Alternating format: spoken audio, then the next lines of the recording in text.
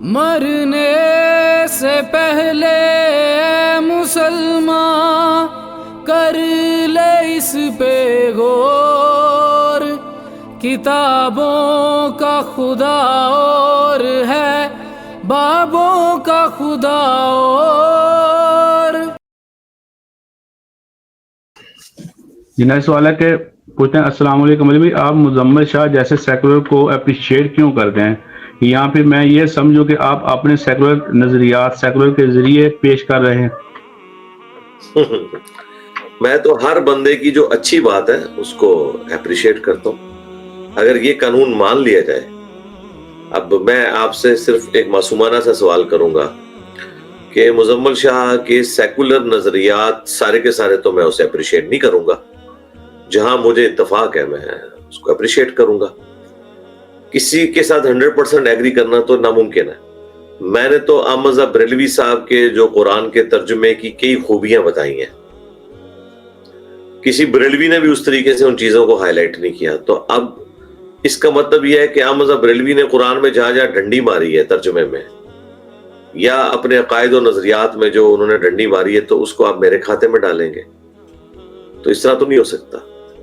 میں طارق جمیل صاحب کی تعریف کرتا ہوں، طارق جمیل صاحب نے اپنے لیکچرز میں جو سٹوریاں سنائی ہوئی ہیں، کیا میں ان کو آپ میرے کھاتے میں ڈالیں گے؟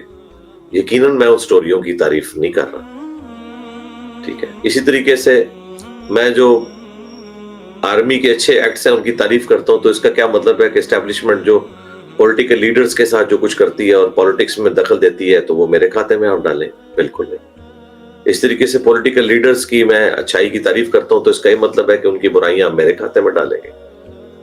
تو ان چیزوں سے باہر نکلیں۔ اس کی وجہ ہے کہ اس طرح پھر آپ لوگ لرن نہیں کر سکتے۔ میں غامدی صاحب کی تعریف کرتا ہوں، تو اس کا کیا مطلب ہے کہ غامدی صاحب کے غلط نظریات کو میں آن کروں گا؟ میں تو اپنے بھی غلط نظریات کو آن کرنے کے لیے تیار نہیں ہوں۔ میں ہمیشہ یہی کہتا ہوں اپنے اسٹوڈنٹ سے کہ میں جو بات دلیل سے کر رہا ہوں، وہ دلیل اگر آپ کو مضبوط معلوم ہوتی ہے آپ اس کو لے لیں، ادروائز آپ کو اس سے کوئی مضبوط چیز ملتی ہے وہ آپ اس کو اڈاپٹ کر لیں، اور اگر وہ واقعی مضبوط ہے تو ہمیں بھی بتائیں، ہم بھی آپ کے ساتھ جائیں گے۔ ہم یہ نہیں کہیں گے کہ وہ آپ کی پارٹی ہے ہماری پارٹی، نہیں، ہم آپ کے ساتھ جائیں گے، اس دلیل کو اڈاپٹ کر لیں گے۔ تو یہ دلیل کی دنیا ہے، تو یہ بالکل ایسے نہیں ہے۔ یہ بس خام خواہ کسی ایک بات کو بعض اوقات لوگ اٹھاتے ہیں اور کہتے ہیں کہ جی وہ تو اس نے تو یہ کہہ دیا، تو یہ کہہ دیا۔ بھائی جن لوگوں نے چشتی رسول اللہ، اشری رسول اللہ کے حق میں مناظرے کیے ہوئے ہیں، ٹھیک ہے، اور باطل تعویلات کی ہوئی ہیں، ہم ان فرقوں کے بارے میں بھی ان کے نظریات سے اختلافات کے باوجود کہتے ہیں کہ یار چندے آپ نے انہی کو دینا ہے، اپنی مسجد الگ نہیں کرنی، علماء کے نام بھی بڑے احترام سے ہم بلا رہے ہوتے ہیں۔ اس کا کیا مطلب ہے کہ میں اگر الیاس قادری صاحب کا نام احترام سے بلاتا ہوں، مولانا الیاس قادری صاحب کہتا ہوں، یا مولانا شری تھانوی صاحب کہتا ہوں، یا مولانا تقی عثمانی صاحب کہتا ہوں، تو کیا مطلب ہے کہ ان کے غلط نظریات کو میں آن کر رہا ہوں؟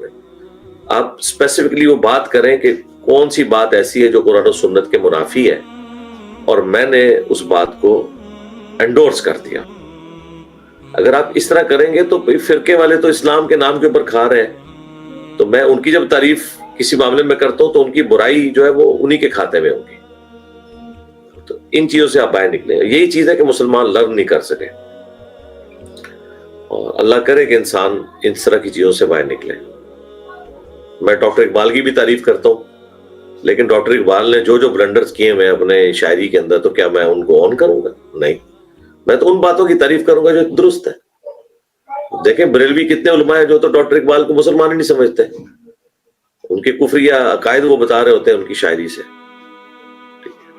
اور وہ جو چیزیں بتا رہے ہوتے ہیں وہ واقعی وہ کفری ہیں۔ ہاں اب چونکہ ڈاکٹر اقبال ہمارے سامنے موجود نہیں ہے، ہم جنرل بات کریں گے کہ یہ چیز کفری ہے، اگر انہوں نے توبہ نہیں کی تو کفر میں مرے، اگر توبہ کی تو اسلام پہ مرے۔ اس طرح کر کے بات کی جا سکتی ہے، ٹھیک ہے۔ بابا گرو نانک کو انہوں نے کیا کیا القابات دیے ہیں، بدھ مت کو کیا کیا القابات دیے ہیں، جو آپ اپنے پیروں فقیروں کو صحابہ کو بھی نہیں دیتے۔ تو اب اس کا کیا مطلب ہے کہ ڈاکٹر اقبال نے جو اچھے کام کیا ہم ان کو چھوڑ دیں گے؟ نہیں، ان کی تعریف کریں گے۔